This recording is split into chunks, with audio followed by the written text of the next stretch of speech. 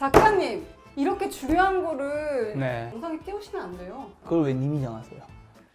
그러니까 이 멀티라는 거는 이 둘 모두의 일에 완성도가 떨어질 수 있다는 거죠. 실상은 생산성 저하를 만드는 원인일 수도 있다는 거죠. 안녕하세요. 김작가TV 작가의 책 코너입니다. 오늘 책은 바로 루틴의 힘입니다. 함께 이야기 나누실 분을 소개하도록 하겠습니다. 안녕하세요. 안녕하세요. 가볍게 자기소개 한번 부탁드릴게요. 안녕하세요. 저는 책을 좋아하는 여자 이지연입니다. 그러면은 루틴의 힘에서 2부에서 얘기하고 있는 건 어떤 얘기일까요? 자, 이 책에서 얘기한 2부의 중요한 하두는 중요한 일을 제대로 하게 해주는 집중력 높이는 방법인 거예요. 집중력을 높이는 방법 첫 번째가 바로 머리가 맑을 때 집중해야 한다는 거예요. 이메일과 관련된 얘기가 또 나오는데 조지타운 대학교의 칼 뉴포트 교수님은 이런 얘기를 하셨어요. 어제부터 지금까지 내가 받은 68통의 이메일 중 대부분은 답장을 보내려면 시간을 잡아먹는 것들이다. 이 중에서 대학 교수로서 나의 중추적인 책임인 새롭고 중대한 아이디어 발표와 직접적으로 관련되어 있는 것은 단 4통에 불과하다. 한마디로 64통은 지금 당장 해야 될 일이 아니라는 거죠. 대응하는 그쵸? 이메일. 맞아요. 그러니까 오전에 그 대응한 이메일을 만약에 64통을 다 하다 보면 한 통당 뭐 답장하면 1분이 걸리지 않잖아요. 더 걸리죠. 더 걸리죠. 네. 3분만 걸린다 쳐도 180분, 3시간이에요. 근데 오전 시간이 그냥 다 날아가는 거예요. 그러네요. 말씀드렸듯이 저도 오전에 네. 이메일을 쳐냈었다고 했었잖아요. 근데 그렇게 하다 보면은 일을 많이 한 느낌이고 오전에 막 집중해서 내가 많은 일들을 해버린 것 같아요. 같은데 정작 중요한 그쵸. 일은 진행이 되지 않은 거죠. 그쵸? 왜냐면 내가 오늘 하려고 했던 일은 그렇죠. 그 이메일이 아니니까. 굉장히 유명하신 두큐대학 심리학 교수이신 댄 애니얼리는 이런 이야기를 하셨어요. 사람들은 아침에 제일 먼저 이메일을 체크하는 정말 나쁜 습관을 가지고 있습니다. 대부분의 사람에게 아침은 가장 생산성이 높은 시간이죠. 이 생산적인 시간을 희생할 정도로 이메일은 너무나 유혹적인 겁니다. 이 와중에 우리는 뭔가 일이 진척되고 있다고 느끼는 점 또한 문제입니다. 만약 받은 편지함에서 10개의 이메일을 삭제했다면 뭔가를 했다는 생각이 듭니다. 하지만 잘 생각해보면 과연 이 행위를 통해 무엇을 얻었는지는 불확실하죠. 이 얘기가 사실 지연님이 말씀하신 내용에 정확한 답변이 된다 생각을 해요. 우리가 그 메일에 답장을 하다 보면 사실 일은 제대로 진행된 건 아무것도 없거든요. 왜냐하면 그 대부분의 이메일은 대응성 답변이 굉장히 많으니까. 일을 많이 한 느낌이라서 그렇죠. 자꾸 그걸 먼저 열게 되는 것 같아요. 그러니까 68개를 읽었으면 맞아요. 내가 68개 이메일을 처리한 것처럼 느껴지는 맞아요. 거죠. 어제 나 일 많이 했다. 그러다 그러니까요. 오후 됐잖아요. 아, 일이 되게 손에 안 잡히는 느낌이야. 그렇죠. 우리에게 그런 대응성 이메일들이 네.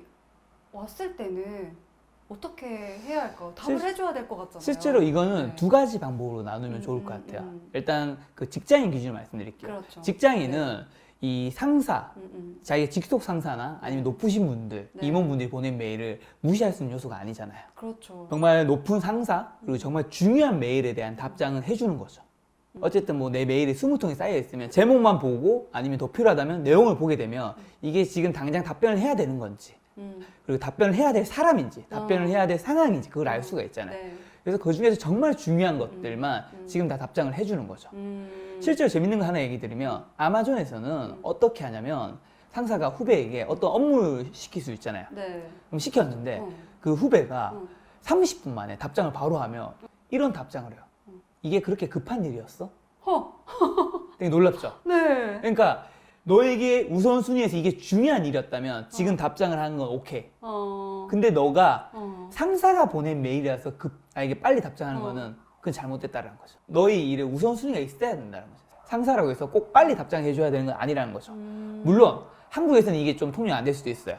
그렇기 때문에 저는 중요한 일 그리고 내 위에 상사가 보낸 메일의 답장을 먼저 좀 보내고 그 외에 중요하지 않은 것들은 다른 시간대를 설정하자는 거죠. 저 같은 경우도 메일이 엄청 많이 와요. 하루에 뭐 스팸성 메일을 빼더라도 뭐 출판사, 다른 뭐 크리에이터, 여러 가지 다른 기업들, 개인들이 메일을 한 20통에서 30통씩 보내거든요. 전 그 메일에 대한 답장을 낮에 잘 보내지 않아요. 그럼 언제 하세요? 예를 들면 밥 먹고 다음에. 점심 먹고 나면 사실 좀 몸이 좀 나른하잖아요. 맞아. 집중도 잘 안 되고. 어차피 지금은 내가 뭔가를 하려고 집중이 잘 안 되는 시간인 거야. 그때 좀 답장을 보내요. 그리고 또 더 중요하지 않은 메일은 그냥 또 내버려 둬요. 그날 저녁에 답장한다거나 더 중요하지 않은 메일은 그냥 그 이튿날, 3일날 답장을 해요. 왜냐하면 지금 나한테 중요한 일은 사실 내가 알고 있어요. 내가 하고 있겠죠. 중요한 맞아요. 일이니까, 우선순위니까. 네, 네. 그걸 내가 모르고 있진 않겠죠. 네. 그럼 나한테 메일이 왔던 것들은 나한테 중요하지 않을 확률이 굉장히 높아요. 근데 그 일을 자꾸 답장을 해주다 보면 내게 중요한 일을 못 한다라는 거죠. 저 예를 들면 바깥에 있는 프리랜서 분들은 네. 특히 나에게 중요하지 않은 사람들한테 메일이 올 확률이 굉장히 높죠. 근데 그 메일에 답장을 해주다 보면 네. 만약에 제가 유튜브를 하니까 구독자가 지금 5만 명 정도 있죠. 네. 그 중에 1000명만 저한테 메일을 본다 생각해 보세요. 아이고야. 감사한 일입니다, 여러분. 감사한 일이지만 메일 좀 보내주세요. 제가 그 답장을 다 하다 네, 보면 네. 제 유튜브에 영상 올릴 수 있을까요? 못 올리죠. 뭐 어떤 네. 메일은 답장 빨리 해야 되는 것도 네. 있고 어떤 메일은 답장을 늦게 해야 되는 것도 있고 어떤 메일은 심지어 답장을 안 해야 되는 경우도 있는 거예요. 왜냐? 내가 하고 있는 일을 제대로 열심히 잘하기 위해서. 회사 다니시는 분들에게는 좀 다른 얘기일 수도 있는데 그렇죠. 왜냐면 사실 메일을 처리를 해야 내가 해야 되는 일들이 어느 정도 정리되는 그쵸. 회사들이 있거든요. 제가 다녔던 회사도 맞아요. 그랬었고 작가님이 말씀해 주실 때 밥을 먹고 난 이후라는 시간대를 정해 주셨을 그쵸. 때 저 되게 좋은 방법일 것 같은데라는 생각이 들었어요. 맞아요. 점심을 먹고 들어와서 뭐 보통 1시, 1시 반에서 업무를 시작하시게 네. 되면은 집중이 잘 안 돼요. 그렇죠. 일이 안 되는 시간일 때에 그냥 메일 보는 시간으로 정해버리는 것도 그쵸. 괜찮을 것 같아요. 왜냐면 집중하는 시간대를 오전에 하는 게 더 좋다라고 말을 맞아. 했고 집중이 잘 되니까. 예를 들면 네. 아침에 딱 회사에 출근하자마자 네. 메일이 뭐 20개가 와 있어요. 네. 그 중에서 이제 중요한 것과 중요하지 않은 걸 분류를 하는 거예요. 한 5개는 중요한 폴더에 넣어놔요. 그리고 15개는 중요하지 않은 폴더에 넣어놔요. 그 5개를 빨리 답장을 해주는 거죠. 중요하고 급하니까. 그리고 밥을 먹고 네. 내가 할 일들을 좀 하고 난 다음에 점심 먹고 난 다음에 좀 나른할 때 집중이 생리적으로 잘 안 되고 맞아요. 그 시간에 나머지 15개 메일에 답장을 해주는 거죠. 메일 쳐내는 거는 좀 집중할 수밖에 없게 되어져 있는 것 같기는 그러니까요. 해요. 그건 어떻게 보면 대응 업무, 한마디로 단순 반복의 업무에 네. 좀 영역에 속하는 거기 때문에 보고 보내고 보고 보내고 그렇죠. 이렇게 해야 되는 거라. 그래서 한편으로는 조금 책도 나와 있지만 거절하는 게 네. 필요할 것 같아요. 그렇죠. 누군가가 너무 급하게 해달라고 할 때 저는 한국 사회에서 느끼는 건 저도 잘 못하는 건데 네. 지금 안 돼요. 네. 좀 못해요. 기다려주세요. 이걸 잘 못하는데 맞아요. 사실 한편으로는 회사의 성과를 위해서 나의 업무를 위해서도 꼭 필요한 부분이라고 생각이 들거든요. 이게 거절도 기술이거든요. 처음 해본 사람은 그게 힘들 수 있지만 이게 좀 익숙해지면 네. 남들이 상처받지 않게 거절할 수 있는 거고 책에서는 워렌 버핏, 그냥 보호 중 한 분이시죠. 네. 이런 얘기가 있어요. 성공한 사람들과 대단히 성공한 사람들의 차이점은 대단히 성공한 사람들은 거의 모든 일에 아니요라고 답한다는 것이다. 사실 저도 이제 제 일을 더 열심히 하고 더 잘하게 되면서부터 점차 거절하는 일이 굉장히 많아져요. 왜냐하면 네. 그 일들을 내가 다 해서는 내가 정작 내게 중요한 일을 하질 못하거든요. 그러니까 저는 제게 들어오는 수많은 뭐 브랜디드 콘텐츠 광고, 강연 요청 요즘에는 거의 한 90%가 다 거절해요. 그리고 심지어 거절도 메일이 오잖아요. 답장을 안 하는 것들도 있어요. 왜냐? 메일을 보낸 거는 사실 그 사람이 자유인 거죠. 메일에 대한 답장을 하지 않는 것도 나의 자유이거든요. 답장을 하지 않는다는 게 무응답이 아니라 그것 또한 답변일 수 있는 거죠. 괜히 내가 착한 사람이 되려고 모든 메일에 답장을 해준다는 거는 오히려 나한테는 착한 사람이 아닌 거죠. 거절을 하는 아까 말씀하셨듯이 기술과 방법이 그렇죠. 잘 하는 거를 내가 습득하는 것도 사회생활하고 일을 잘하는데 필요하다. 그렇죠. 대부분 직장인들 업무가 해야 되는 시간이 정해져 있잖아요. 네, 있죠. 그렇죠. 오전 9시부터 오후 5시까지. 그 시간 외에 업무에 집중한다는 거는 잘못됐죠. 왜냐하면 회사 생활이란 건 그렇게 할 수는 없는 문제니까. 근데 만약에 바깥에 프리랜서 분들이시라면 자신이 집중하는 시간대가 새벽일 수도 있거든요. 그리고 밤일 그렇죠. 수도 있어요. 그럼요. 특히 그러니까 예술이라든가 이런 쪽에 왜 이제 글을 쓰는 분들이라든가 미술을 그리는 분들은 낮에 집중이 안 되시는 분들은 오히려 정말 밤에만 글 쓰시는 분들이 계시거든요. 그러니까 내가 회사 생활을 해서 어쩔 수 없이 낮에 집중해야 되는 분들은 그때 집중을 해야 되는 거고요. 맞아요. 그게 아니라 내 시간을 내가 오로지 다 통제할 수 있다면 내가 아침형 인간이 꼭 될 필요는 없거든요. 올빼미형 인간이 나에게 맞다면 그 시간대를 나한테 적용해서 그 시간대 일을 하는 게 훨씬 효율적이라는 거죠. 그러면 집중력을 높이는 방법 다음은 뭐가 있을까요? 두 번째는 바로 네. 그 배경에 소음을 없애야 된다는 거예요. 너무 공감해. 한 문장 들었는데 너무 공감돼요. 진짜. 주변 환경에 굉장히 민감하신 분. 네. 자, 이 책에 이런 문장이 있는데 네. 저는 너무 공감 갔던 게 그 창의성은 주변의 신호와 소음에 굉장히 민감하다. 그리고 현재 우리는 하루 24시간 내내 각종 알림에 끊임없이 시달린다.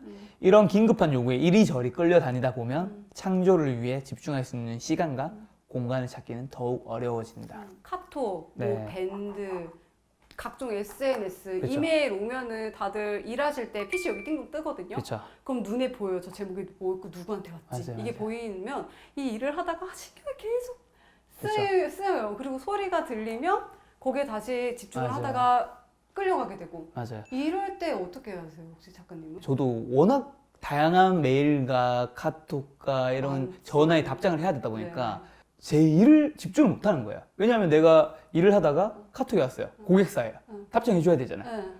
갑자기 또 전화가 왔어요. 또 다른 고객사예요. 또 답장을 해줘야 되잖아요. 네. 그래서 내 일에 집중을 못 하는 거예요. 또 컴퓨터에 카톡 화면이 바탕에 깔려 있어요. 그러니까 거기서 띵동 띵동거려. 할 때마다 네.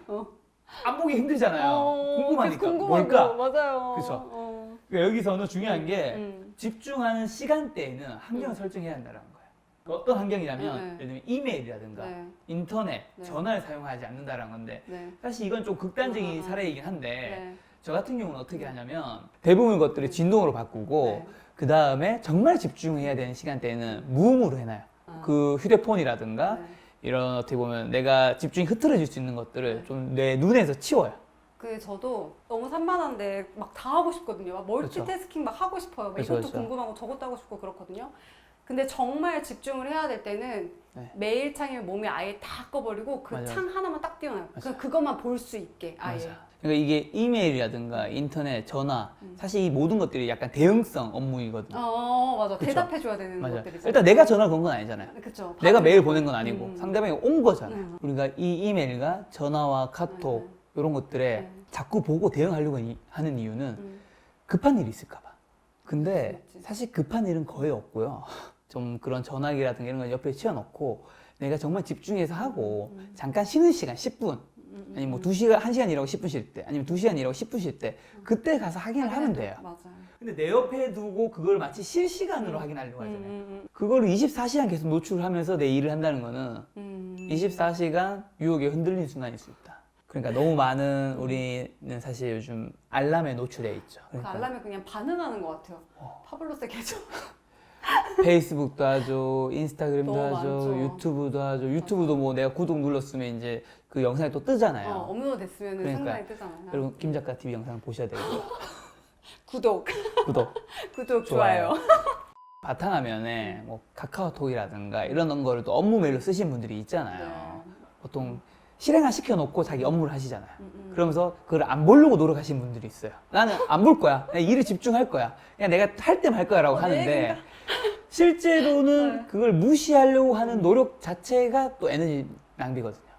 계속 신경을 쓰고 신경 있거든요. 쓰여요. 무슨 내용이었지? 뭐지? 아, 이따가 저게 답장을 뭐라고 하지? 그러니까요. 이렇게 되는 거죠. 읽진 않았지만 내가 저거 답장을 이따가 뭐라고 해야 할까? 그러니까. 이런 생각을 하잖아요. 요거 쉽게 비교하면 우리가 네. 소개팅 나갔을 때 내가 마음에 드는 여성분한테 카톡을 보냈어. 그 여성분은 답장을 한두 시간, 3시간 동안 안 하고 있어. 사실 그 여성분은 이미 비행기 모드로 해가지고 카톡방에 들어가서 그걸 봤어. 그러면 상대방이 일이 안 사라지거든요. 보낸 남자애는 왜 일이 안 사라질까? 얘가 지금 너무 바쁜 건가? 그래서 이렇게 신경 쓴단 말이에요. 작가님, 이렇게 중요한 거를 네. 15만 구독자가 계신 분께서 영상에 띄우시면 안 돼요. 네, 그럼 뭐 100만 구독자여야 돼요? 나만 알고 있어야 되는데 네네. 내 남자친구도 안다고 생각해봐. 나만 알고 있어야 하는데 내 여자친구가 안다고 생각해봐. 여러분 자세히 생각해보세요. 명확한 겁니다. 대한민국에서 카톡 2시간 동안 답장 못한다. 이미 그 카톡 읽힌 겁니다. 그냥 답장할 생각이 없는 거야. 무응답도 답장이다. 그런 거 자체가 굉장한 에너지 소비일 수 있다. 제가 알기론 PC 카톡으로 뺏기는 시간이 생각보다 엄청 많아요. 엄청 많죠. 한편으로는 아예 저걸 없애야 되나라고 할 정도로 그렇죠. 소모량이 많아요. 카카오톡에서 보면 안 되는 거 아니야? 아, 상관없어요. 저 카카오 주주입니다. 자, 일단 멀티태스킹은 과연 업무를 하는데 효율적인지 아닌지. 저는 개인적으로 네. 멀티캐스팅을 하는 스타일인데 네. 안 하는 사람이고 싶어요. 제가 생각했을 때는 네. 선택과 집중을 하는 게 앞에서 이 책에서 말하고 있듯이 그렇죠. 효율성이 더 높다고 생각을 하거든요. 네. 근데 반면에 제가 보는 작가님은 멀티캐스팅이 되는 사람이에요. 신기하네. 그러니까 생각해보니까 그러네요. 그걸 왜 님이 정하세요? 그러면은 저기 님께서 정해보십시오. 우선 네. 저는 네. 멀티태스킹을 최대한 안 하려고 노력을 해요. 그러니까 멀티태스킹이 남들보다 잘 되는 거지, 상대적으로. 어쨌든 내가 두 가지를 동시에 하고 있다. 이 전환하는데도 에너지 소비가 발생하거든요. 갑자기 이거를 하다가 아니, 이거를 사람이 하고 국어 이거를- 문제를 풀다가 바로 수학 문제로 넘어갈 수가 없어요. 머리 아파. 그러니까 그 전환하는데도 시간이 필요한 거예요. 쉬는 시간 같은. 이 멀티태스킹이 미신이라는 이야기를 이 책에서 많이 하는데, 두 가지 데이터를 말씀드리면, 센트럴 코네티컷 주립대학교 연구팀에 따르면 교과서를 읽으면서 메신저를 사용하는 학생이 단순히 책 읽기만 하는 학생에 비해 해당 단락을 읽는데 25%의 시간이 더 걸린다는 사실을 알아냈다. 동시에 수행하는 특정 행위들이 독서와 채팅이든 글쓰기와 TV 시청이든 무엇이든 상관없이 최종 결과는 동일하다. 각기 한 가지 일에 집중하는 경우보다 완성도는 떨어지고 걸리는 시간도 더 길어진다는 거죠. 그러니까 한마디로 일의 시간도 더 걸리고 시간이 더 걸린 것에 비해서 완성도 또한 떨어진다는 거죠. 마이크로소프트에서도 이를 확실하게 보여주는 실험을 한 가지 진행했었는데요. 직원 27명의 작업 습관을 2주일에 걸쳐 모니터링 했는데, 직원들은 메시지에 응답하느라 평균 10분 정도의 시간을 허비했을 뿐 아니라 이를 시작으로 다른 앱도 둘러보는데 평균 10에서 15분을 더 보낸 후에야 본연의 업무로 돌아왔다는 거죠. 이런 딴짓이 때로는 몇 시간이나 계속되는 경우도 있었다는 거죠. 10분, 15분짜리가 아니다. 그렇죠. 그러니까 이 멀티라는 거는 이 일에도 네. 아니면 저 일에도 네. 제대로 집중하지 못하는 결과를 발생하고 둘 모두의 일에 완성도가 떨어질 수 있다는 거죠. 그리고 이미 내가 멀티를 했잖아요. 네. 그럼 이 멀티를 했기 때문에 이 여기서 관계된 또 멀티들이 있을 수 있잖아요.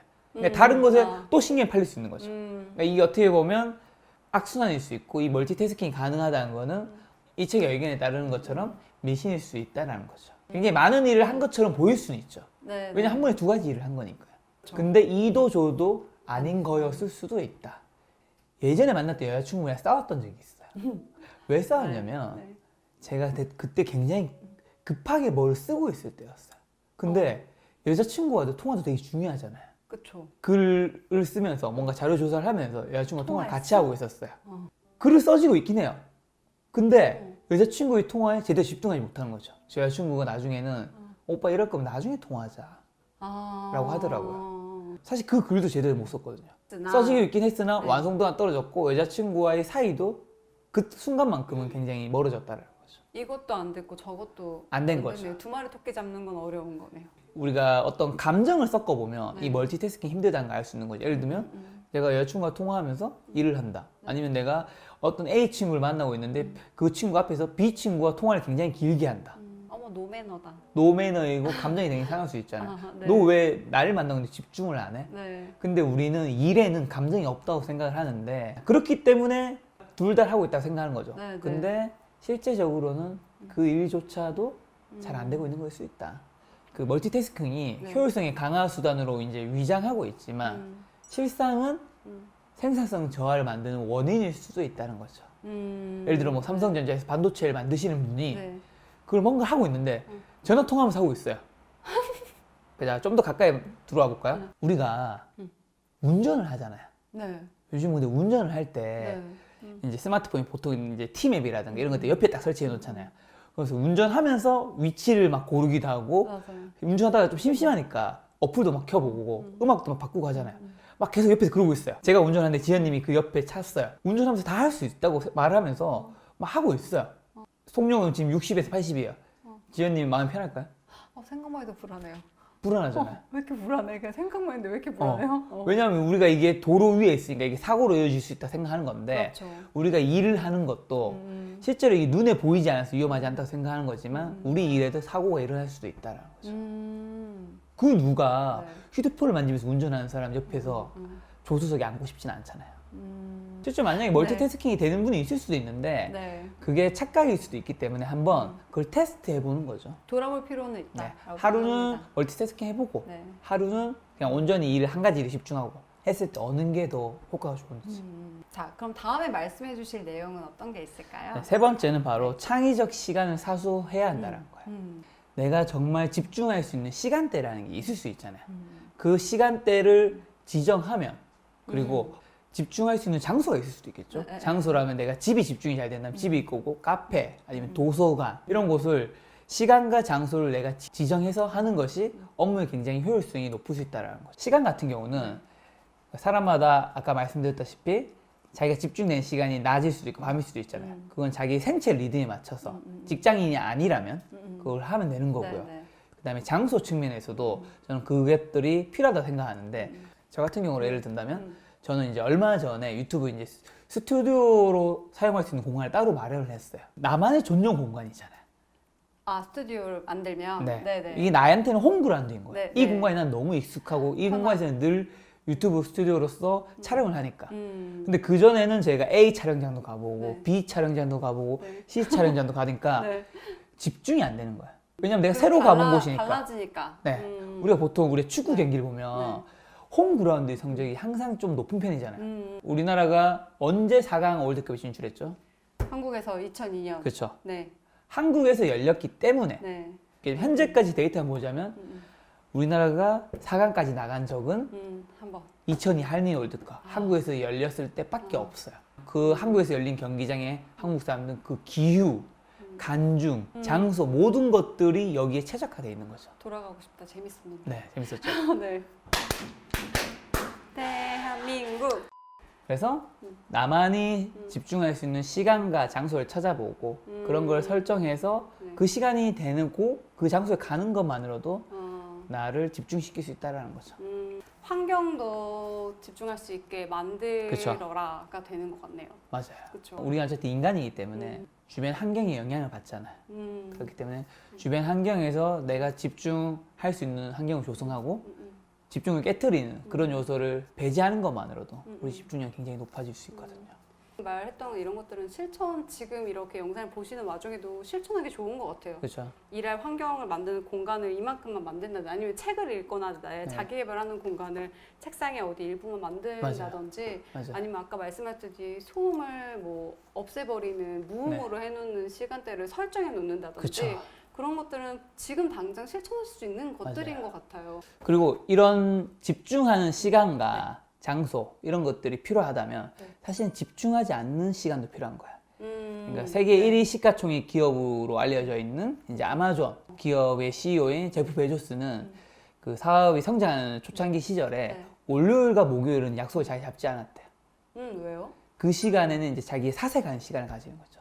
그러니까 사색하고 생각하는 시간을 가져서 오히려 나머지 시간들이 더 집중하게 만드는 것도 있고 그리고 그 시간대 월요일 목요일 때는 회사를 약간 벗어나서 회사의 더 큰 미래를 바라볼 수 있는 시간을 가지는 거죠. 어떻게 보면은 2부 전진을 위한 1부 후퇴의 시간을 갖는 맞아요. 거거든요. 이것도 하나의 루틴이라고 할 수도 있는 거죠. 혹시 오늘 작가님도 네네. 본인의 2부 전진 위한 1부 후퇴를 하는 방법을 따로 가지고 계신 게 있을까요? 제 삶은 너무 바쁠 것 같고 맞아요. 너무 열심히 살 것 같다 생각하지만 아시겠지만 지연님은 저는 생각보다 시간이 많잖아요. 바빠요. 바쁜데 보기만큼 바빠요. 바쁜 것과 별개로 저 노는 것도 굉장히 열심히 놀잖아요. 예를 들면 맛있는 것도 잘 찾아서 뭐 단내서 먹고 네네. 술도 자주 먹고 네, 사람도 잘 만나시고. 그러니까 이런 시간이 있어야지 저는 집중할 수 있을 때 집중할 수 있다 생각해요. 예를 들면 저는 유튜브 이제 김 작가 TV는 인터뷰 채널이잖아요. 네네. 저는 사실 이제 인터뷰가 출연하면 그럼 2시간 촬영하잖아요. 네. 그럼 진짜 진이 많이 빠져요. 그냥 2시간 내내 이 인터뷰를 내가 이끌어 가야 되고 그리고 그 인터뷰의 이야기에 계속해서 경청해야 되거든요. 오로지 이분에게 계속해서 내가 다 맞춰서 집중하고 있는 거죠. 그때 제가 하는 건 뭐냐면 반대로 굉장히 친한 사람들도 되게 자주 만나요. 그냥 집중하지 않고 편하게 볼 수 있는 친구, 또 친한 친구들 만나서 그 편함에서 오는 에너지를 가지고 와서 균형을 맞춰서 하는 거죠. 왜냐면 이걸 안 하게 되면 결국 매너리즘이 빠지거나 제 일이 지쳐서 오히려 제 일을 제대로 못하게 되는 현상이 생길 수 있다. 여러분들이 집중을 하고 싶다면 집중을 위한 시간도 설정하고 장소도 만드는 것도 굉장히 중요하지만 맞아요. 그 집중을 하기 위해서 때로는 집중하지 않는 시간도 필요하다.